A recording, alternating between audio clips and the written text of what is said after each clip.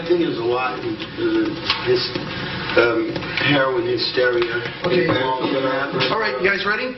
But to write Chinese Rocks, I got the idea from Richard Hell. Richard, like, was, I guess, you know, still, like, thinking about music a little. You know, for me, when I wrote, I don't know how I wrote, what made me write, you know. We were very competitive. I was very jealous of him because he had that haircut and I had the bowl haircut. And, you know, I think the English groups were coming out with Richard's look and it was really looking cool and I was stuck, you know. So we were competitive. Maybe it was like a silent type of secretive competition, but it was definitely there.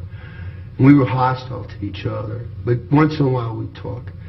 And one day Richard said to me, I want to write a song better than Lou Reed's Heroin. So I said, huh, you know. I just went home and wrote Chinese Rocks. And I don't remember, oh yeah, I did play it for Johnny Ramone. He said, no way, you know, we're not doing that song, it's about dope. I said, John, we sing about everything else. You know, we sing about sniffing glue. And he said, well, we don't sniff glue anymore. I said, well, how do you know? You know, I don't know what you're doing. You don't know what I'm doing. You know, we don't hang out.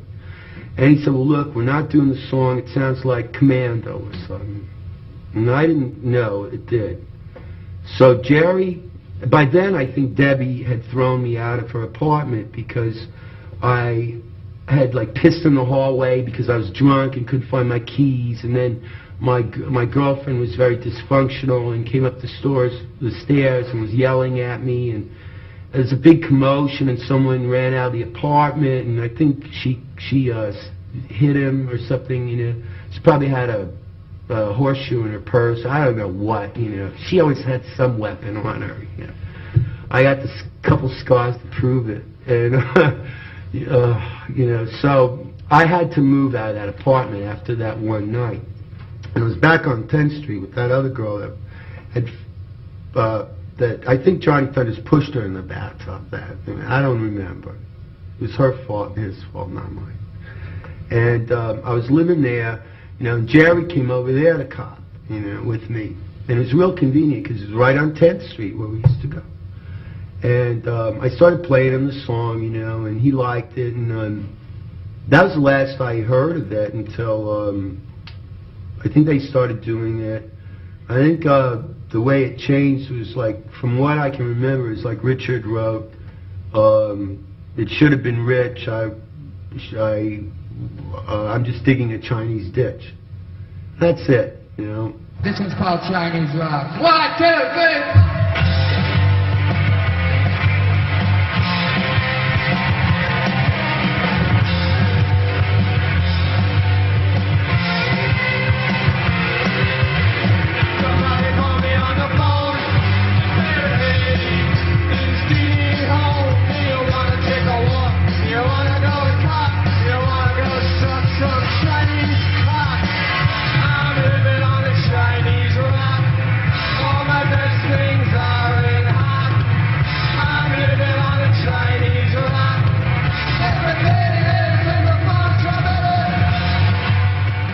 About Chinese Rocks now. So because of that song, a lot of aggravation and hatred started. I started like really getting aggravated with Thunders later about it, though. At first I was like flattered that they did the song, and I did give it to them and I wanted them to do it.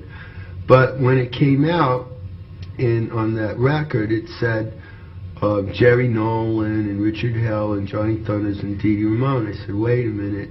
And it still didn't bother me because I didn't really know any better, but Johnny Ramone got on my case about it and said, how did you let this happen? I said, what are you talking about? I said, you told me you didn't want the song, that it was like disgusting to sing about smack. And I said, I know it is, and I agree with you. And I said, that's why we're not doing it. And I said, who cares who does it? But of course, you know, I was just faking it. You know, after he said that, I said, oh man, you know, this is like a jip, because it had nothing to do with money. It was like prestige. You know, it kind of like became prestige to do that song. The Ramones never felt it. You know, when they recorded it with Phill Spector, and it came.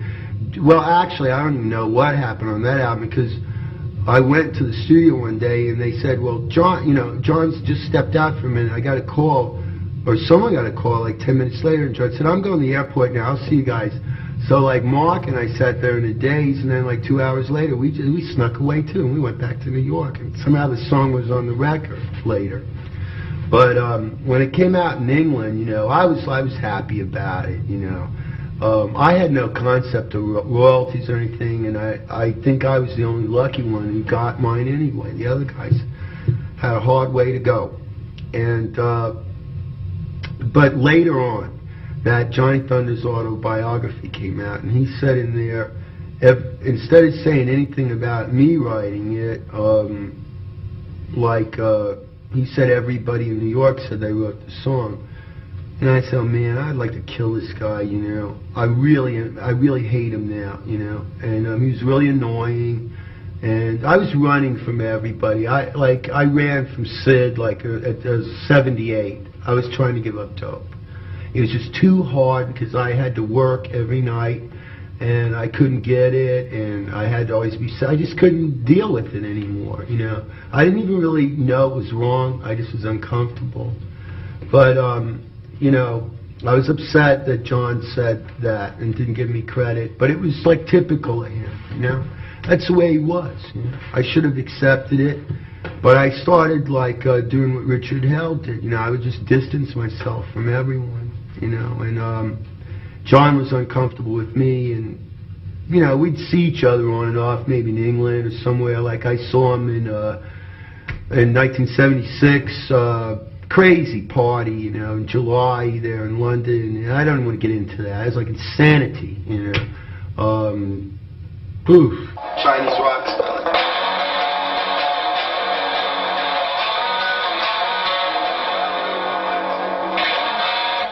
And I don't know if I should like go into this now because it's later towards when about 3 years ago when I saw John again. You know, you learn these defenses against who's doing it or not. You know, like, you know, if you go into an apartment and you see no spoons in the kitchen, you know something's wrong. You know, and relating to that, the time I forgave Thunders, and then he came up to my apartment and we were going to write some songs, and he said, do you have any silverware? So I said, oh sure, you know, and he comes out 20 minutes later. I was off dope then, and I said, what were you doing there? You got high, right? And he said, yeah, you know.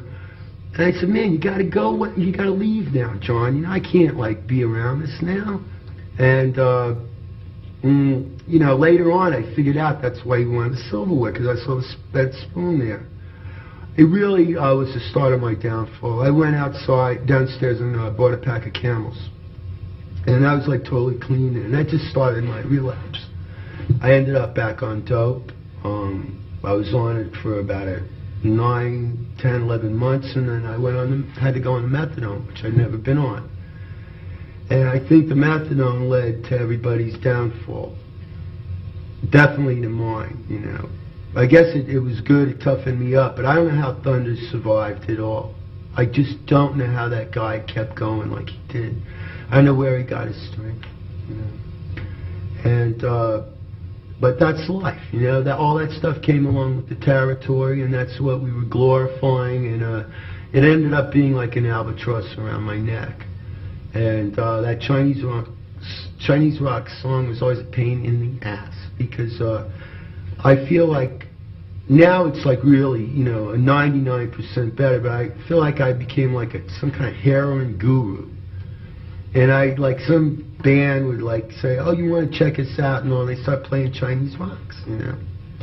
But the thing that really freaked me out and made me leave New York, which probably saved my life last May, was after Thunders died.